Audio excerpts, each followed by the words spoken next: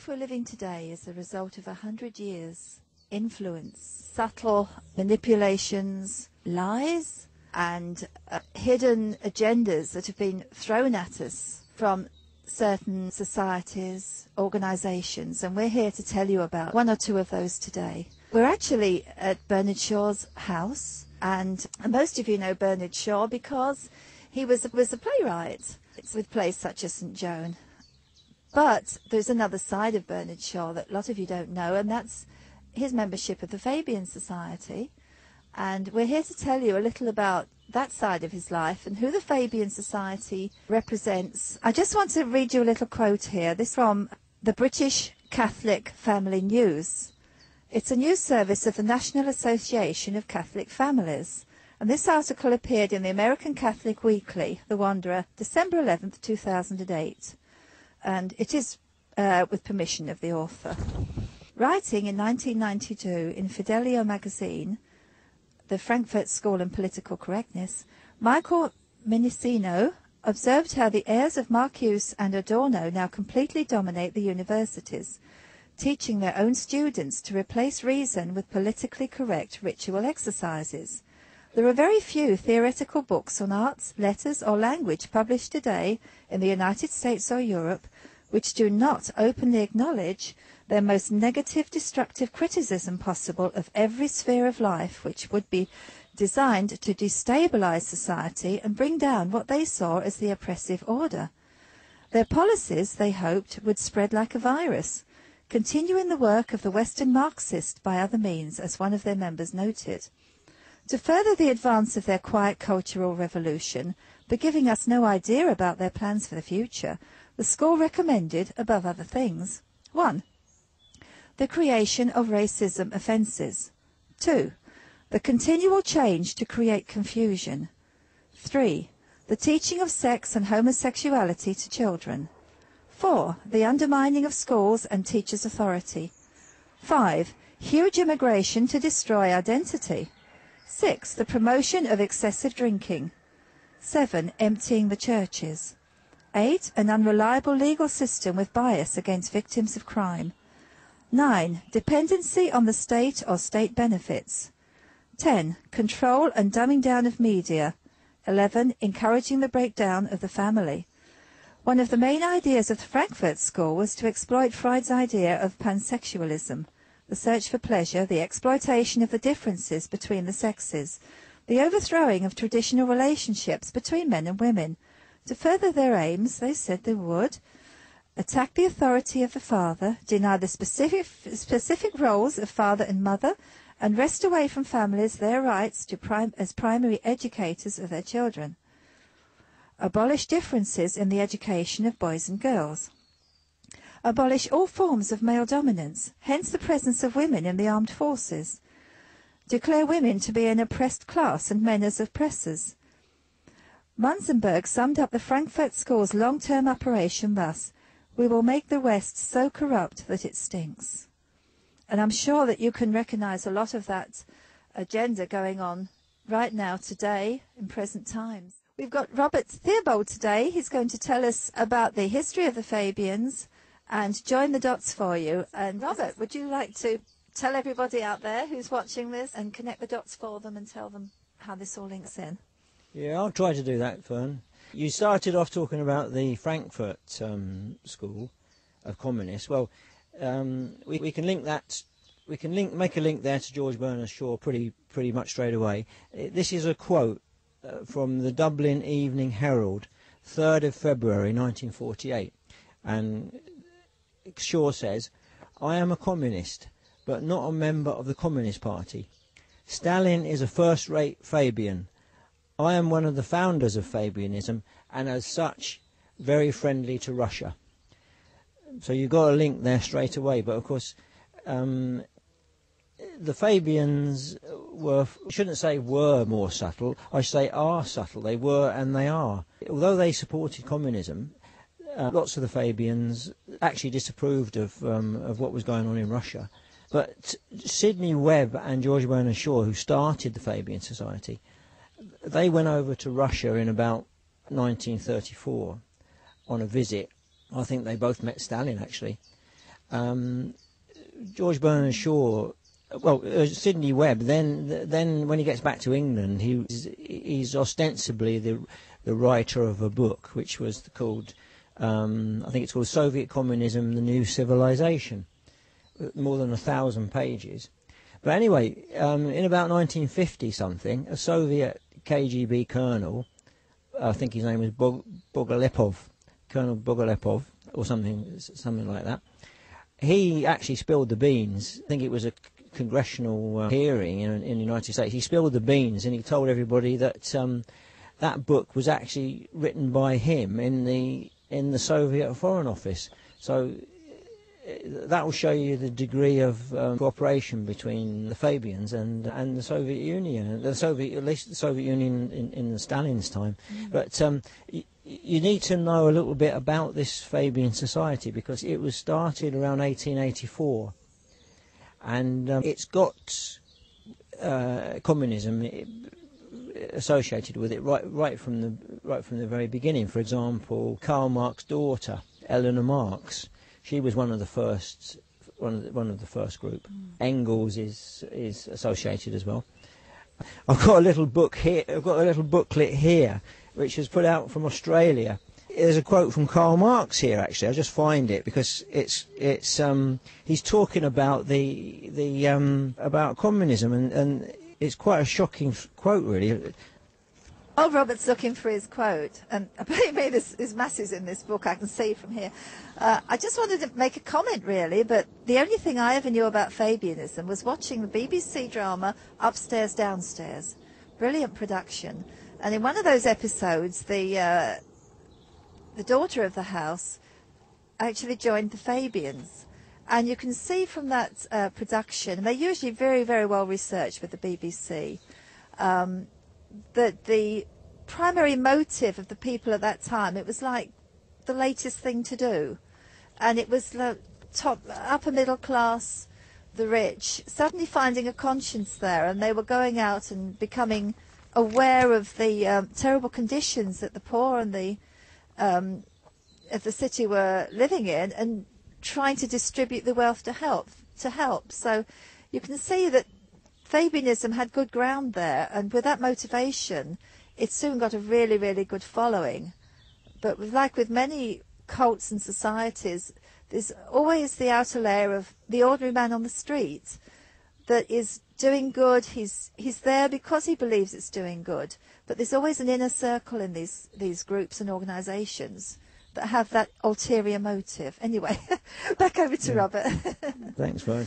Yeah, there's a quote here from actually from Karl Marx himself in Murracut's book. This is the book Options. Fabians have carefully told us that Marx was under no illusion about his Das Kapital being rubbish, stuffed with statistics to pad it out.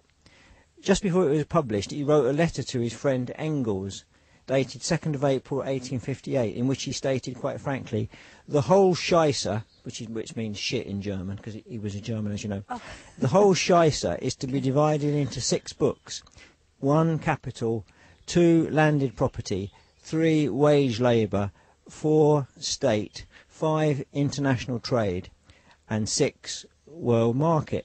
So that's a quote from, and that's quite interesting there, because you've got, when he says the world market, of course we've got this globalisation now, which of course is pure Marxism actually. But to get back to the origin of Fabian Society, it's the 2 biggest figures in it are George Bernard Shaw, we're at his house here today, and Sidney Webb. And George Bernard Shaw was an Irish man. He was a playwright, he was an author, he was originally, earlier on, he was a journalist. He was a perfect front man for the Fabian Society. He was a public figure. The ladies loved him especially, and very rich ladies and blue stocking type of ladies thought he was marvellous. He was a good front man. Sidney Webb was the other one of the double act. Now, he was a sort of a little insignificant little fellow with a squeaky voice, and he was the kind of engineer behind it. He was the one that understood legal matters, and he understood the way the civil service worked, and he understood the way the British government worked. So he could supply that technical side of it, you see. The next question is, because how did they actually put all this into operation, and what did they actually do? Because they're so such a little bit known about them, and yet they've had such an enormous effect. How did they do it? Well, they first of all they decided that. Let's go back to the name, the Fabian Society, for a start. The Fabian Society is named after Fabius Cunctator, who was a Roman general. Cunctator means delayer in Latin, and he was the Roman general that was sent out from Rome to hold back Hannibal, to keep Hannibal back from the city of Rome. Now Hannibal had a very, very powerful army. Carthage was a very powerful state, and Hannibal was going for Rome. Fabius was the one that was sent out to try and hold him back, and he did it in a very unconventional way for the times. He used delaying tactics. He used what would today be called terrorism. He used all sorts of tactics like that. He basically letting the enemy make the mistakes, and he was terribly criticised by his own men and by the people in the city, by the Roman people in general. But he actually delivered what he set out to do, which was to let Rome have enough time to assemble a sufficient army to do battle with Hannibal and to overcome him. You see, and after that, of course, the Romans gave him a great deal of acknowledgement, and they were very thankful to him. And then he became dictator at a certain point. But he was that's where they get the name from, you see.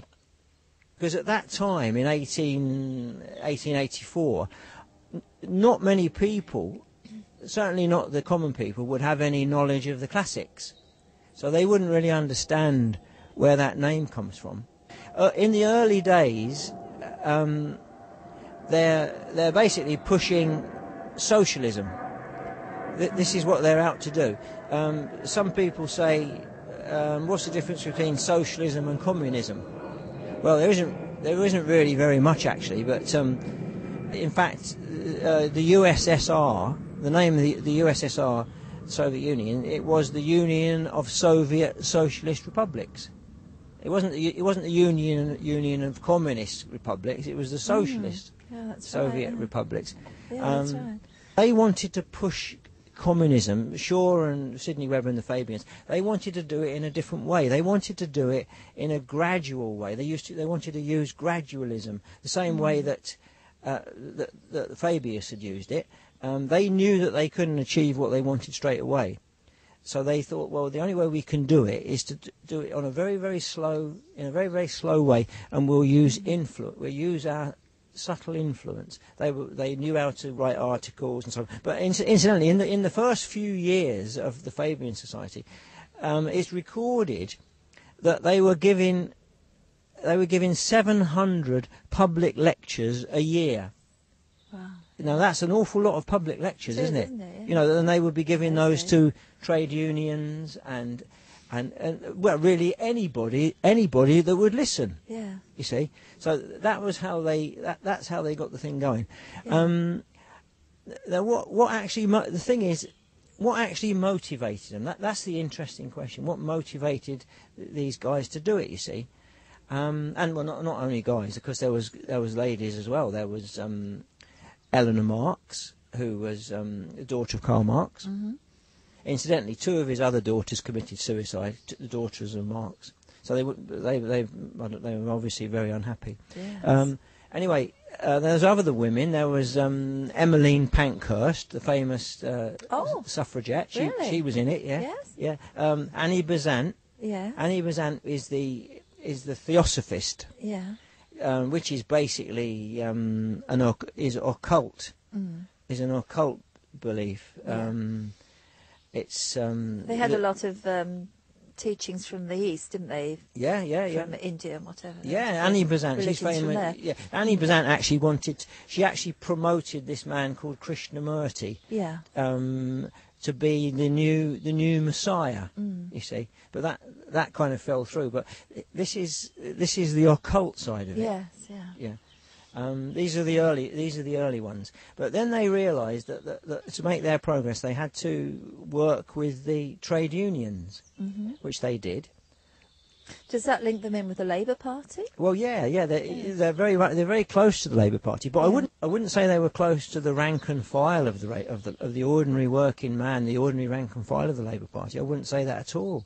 But do we have them in government now? The Labour members in government? Oh yeah, blimey! So that's how they get their influence today. We've got 200 members of Parliament who are members of the Fabian Society. Wow! And it's been like that pretty much down the line. I think in the time of the Attlee government, which was the government that came in after the war. Yes. That when Churchill was kicked out in 1945, Attlee government came in. Yes. There were more than 200 Fabians in that Parliament as well. Right. So modern day Fabians. I've seen a picture of Tony Blair against the Fabian logo, the famous window. It's the Fabian window. It was designed by George Bernard Shaw, and it's actually got George Bernard Shaw himself and Sidney Webb, the co-founder of the Fabian Society, and they're hammering at a world which is on an anvil to change it. They've got a group of men and a group of women on the window, which are Fabian men and Fabian women. They're dressed up in 16th century clothes, by the way. I don't know why they did that, but they were.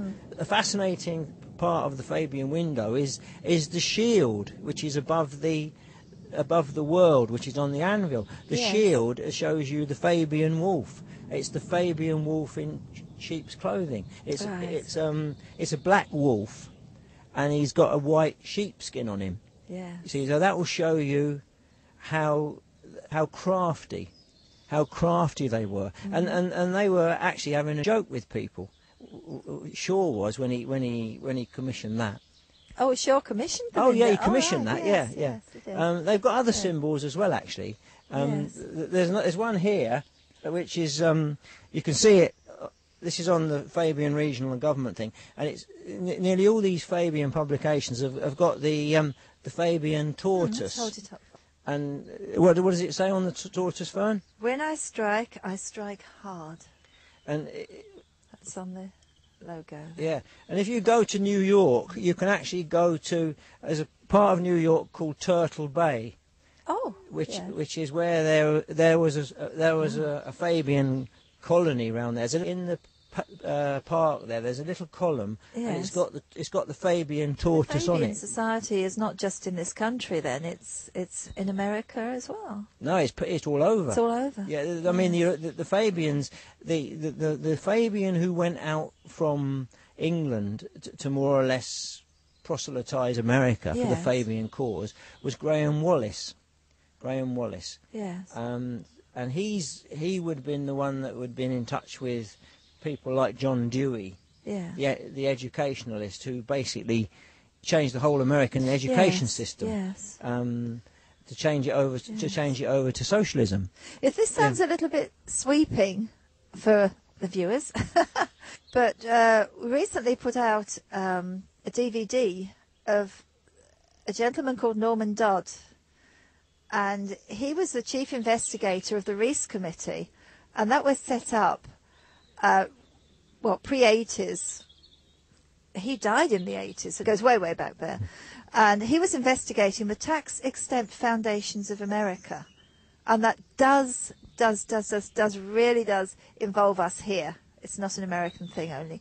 It's more like charitable trust, we'd call them here, wouldn't we? Well, yes, it's interesting you should say that, Fern, because the big Norman Dodd talks about the Ford Foundation. Yeah. He talks about the Carnegie Endowment for International Peace.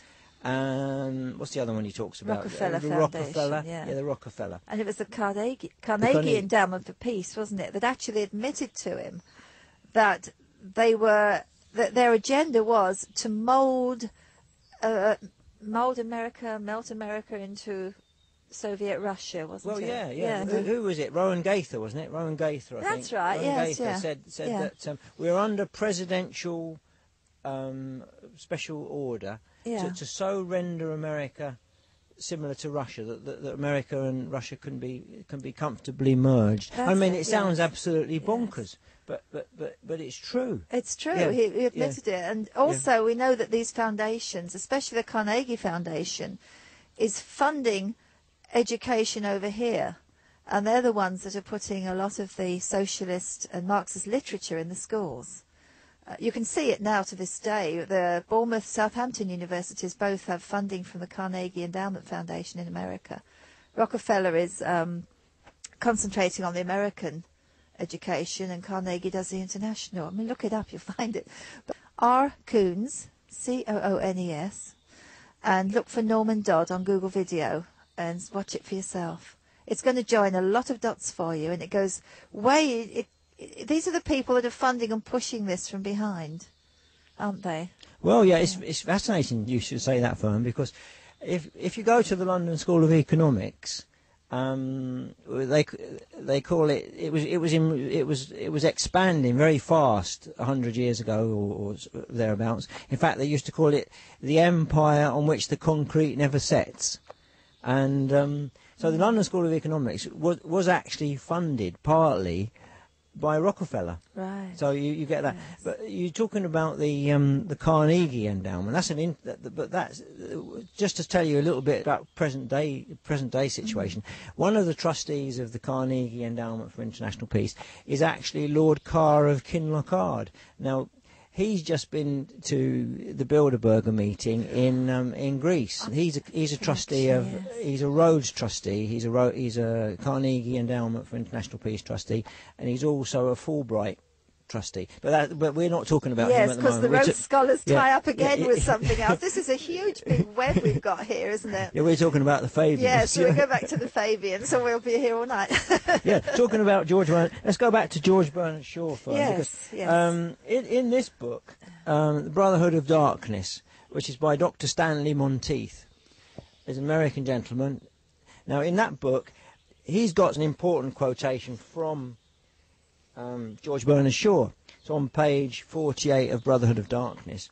And Shaw says here, I also made it quite clear that socialism means equality of income or nothing, and that under socialism you would not be allowed to be poor. You would be forcibly fed, clothed, lodged, taught and employed, whether you liked it or not.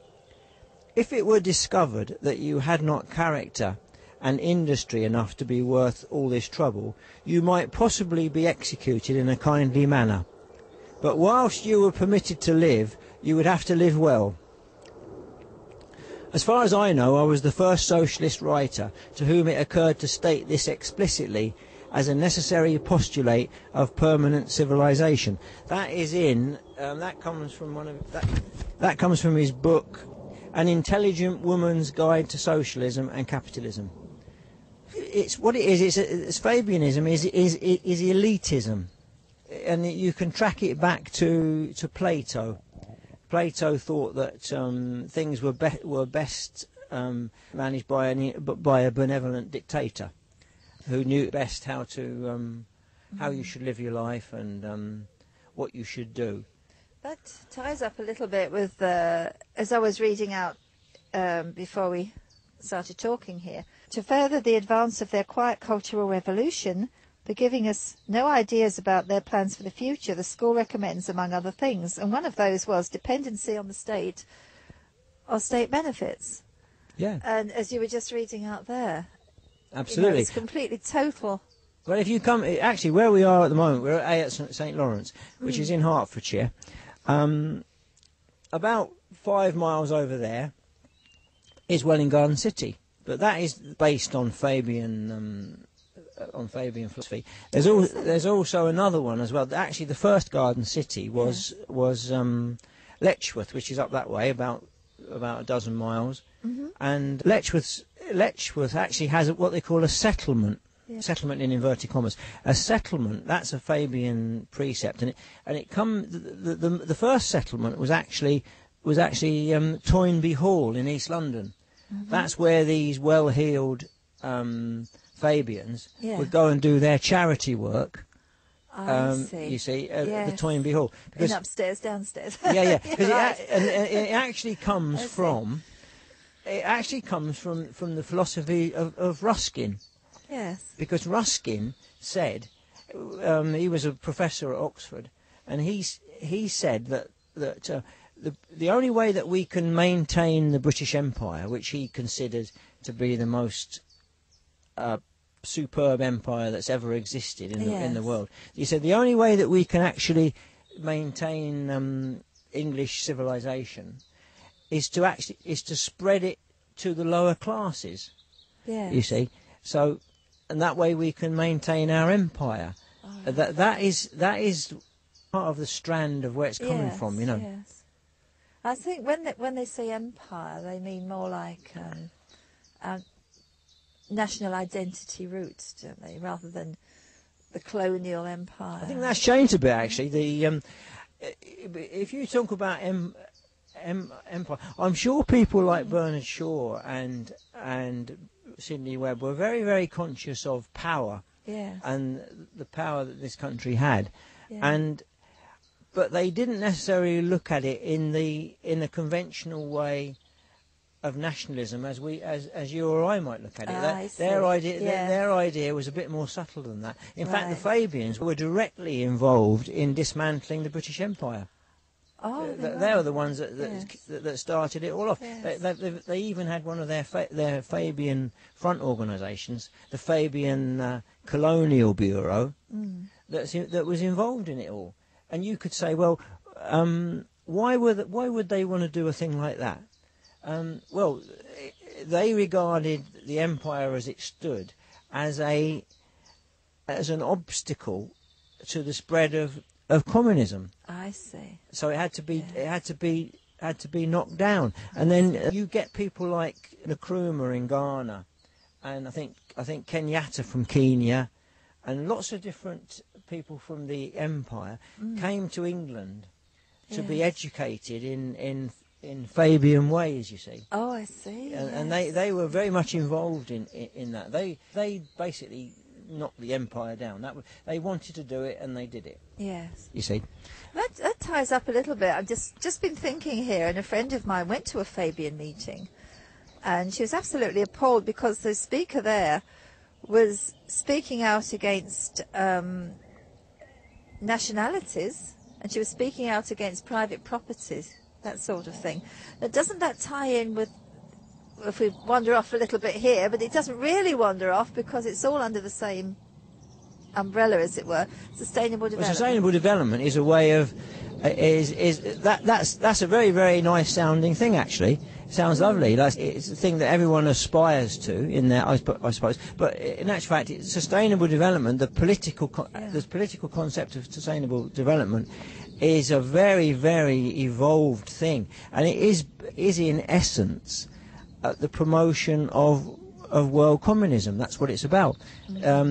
Even the Soviet Union had the promotion of sustainable development in their Soviet constitution, because if you think about it, if you want to spread your communist power across frontiers, what better way of doing it than via the environment? You say, well, of course, my factory here is producing some smoke, and it blows over onto over the border onto your country. Obviously, we've all got to get together to solve these problems. It's a very clever way of promoting communism, and I think it's in Dr. Stan Monteith's Sustainable Development syllabus, which I haven't actually got here, but you can get it off his website on www.radioliberty.com.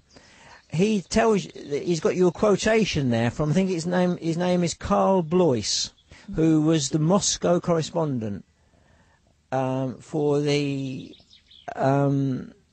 the Daily World or something. It's in America. It was in a United States paper for communists. Anyway, Karl Blois was his name, and it's Bloice, and he was an associate of Gorbachev. He said the environmental movement promises to bring more people into our orbit than the peace movement ever did. So they're using it to promote socialism, world government. You see, obviously everyone that's sensible wants to preserve their environment. Of course we do, but we don't have to have communism to do it. We can do it in a more intelligent and better way than that. It's one of the tools that they're using then. Obviously global warming, the controversial global warming. Yeah. Is a way of getting us to accept it. Well, you can tie straight back to the Fabians now, because I told you that they've always promoted the things they want to do via their front organisations. Yes. There's been lots of them. Maybe we'll talk about one or two more. But the one I'm thinking of at the moment is an outfit called Local Works, and Local Works is associated with Charter 88, which is a Fabian organisation. And what Local Works has done, and they are doing, is to promote the Sustainable Communities Bill in the United Kingdom. Yes. They've actually succeeded in promoting it in England, not in Wales or Scotland or Northern Ireland, but in England at the moment. And they're working on getting it in the other parts of our kingdom. What that is, that Sustainable Communities Bill, it's very, very cleverly packaged, in my opinion. I went into the website and I looked at it, and it seemed amazingly good that you would giving the local people a say in all their local affairs and get back.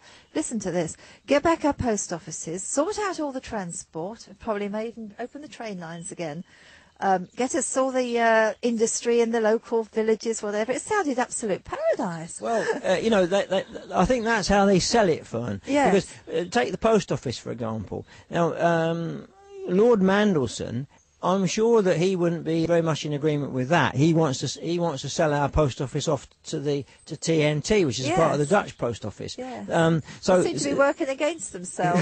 They're not, are they? No, they're not. But the fascinating thing is they sell it really, really well.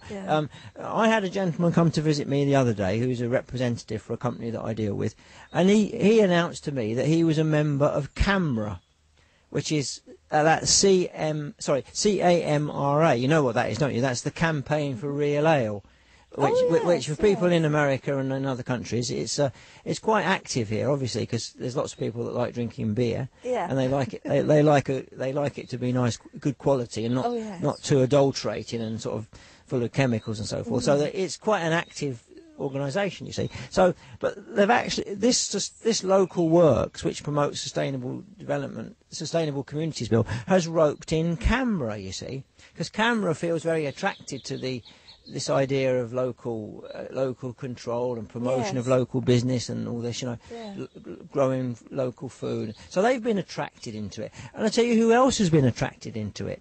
The Countryside Alliance. Now, I can't think of anybody more conservative than farmers. Right. Well, conservative with a small c. Yes. And yet they've been roped into this now. And I don't think the ordinary members, if they knew what it was about, would be that enthusiastic, to be honest with you. What is the actual agenda then of the Sustainable Communities Act? Where are they actually going with this? Where are they going? Well, if you look down the list of things that they want to do, they actually want to promote sustainable development, which is the United Nations Agenda 21. That comes right down the list. That comes right near the bottom of the list. After all this stuff about keeping your local post office open, which the government is doing the exact opposite, aren't they? So it comes right down the bottom of the list, you see. Yes. And they're if you go into, for example, freedomadvocates.org in California, they've done a lot of work on exposing to people what the Sustainable Development United Nations Agenda 21 Sustainable Development really is, and it's a communist thing. So it ties back. So the Fabians are still promoting communism, but now they're doing it in a very modern way. They're doing it via sustainable development. the way it works on this Sustainable Communities Bill is that in the local community you have to write into your council, and then the council has to take notice of your letter. If you request them to implement the terms of the Act, the council has to do it. And it has to be put into operation. And it says it really is something with teeth, and I think it probably is. But I'm very sceptical about it. Because this Agenda 21 is being implemented now, isn't it? It's the taking away of private property, taking the wildlands in America away from the people and sort of driving the people off the land. Yeah. That sort of thing, yeah. It's to do with, well, it's in two bits actually. In it's the Wildlands project, which obviously is very much to the fore in America because they've got so much wild land anyway. Yeah. We haven't got much here. But the other half of it is urban smart growth. Yeah, yeah. Now they've got that in America, and so have we. If you look at any new development, they'll never tell you this, but that will be built to conform with the requirements of Agenda 21. Yeah. We'll have to put a link on this too. We did a little video about this last year, wasn't it? Yeah. It's a good one if you want to go in depth in this. It's a very hard subject to tackle in a short space of time. You can't do it in an hour, but you see, this Bernard Shaw, where we're in his garden now, he understood very, very well understood that the way that you do all the way that you promote communism, the way that you take people's freedom away from them, is slow and incremental. And of course, this Sustainable Communities Bill is a perfect example of that. It's gradually creeping up on people. Yes, yeah. I mean, and it's the same. It's the incrementalism. If you suddenly arrived in a country and said, "Well, that's it, folks. We're taking everything away, all your freedom away. You can't do this and you can't do that. That's the end of all that." Of course, there'd be an outcry, but they don't do that.